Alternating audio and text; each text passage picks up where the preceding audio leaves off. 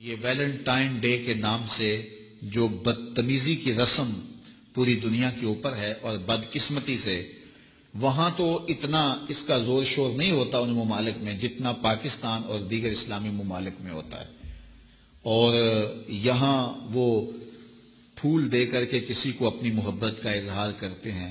مومن کے تو خمیر میں محبت رکھی گئی ہے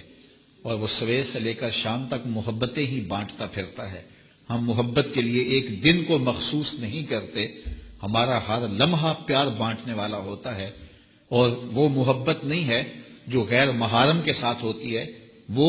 بے حیائی اور شہوت کا ایک روپ ہوتا ہے۔ محبت کی سب سے زیادہ مستحق تو ماں ہے،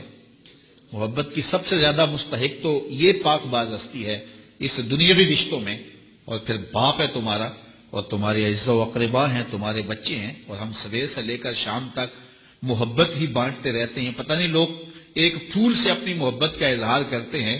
سویرے مزدور مزدوری پہ جاتا ہے اور بڑھاپے کے باوجود وہ شام تک جو ہے وہ اپنے کمزور کندھوں پر اور کمزور وجود پر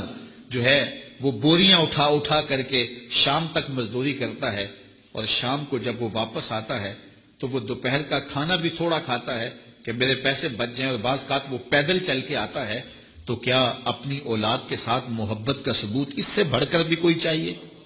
تو یہ تو محبت ہی ہے، اسلام تو محبت دیتا ہے، لیکن یہ ویلنٹائن ڈے کے نام سے بدتمیزی اور بھیا باختگی کا ایک پروگرام ہے۔ مسلمانوں کو ایسی رسمیں، اگرچہ ایسی رسموں کے نقصانات نہ بھی ہوں جو مغرب سے آتی ہیں یا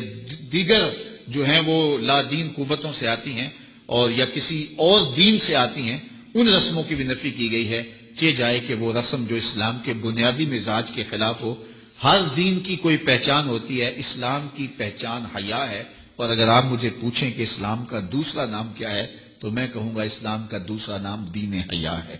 تو ہمیں تو اس کا سبق دیا گیا ہے، تو ہمیں اپنے بچوں کو بھی اور اپنے ملنے والوں کو بھی سختی سے، نفرت کے ساتھ اس کی نفی کرنی چاہیے،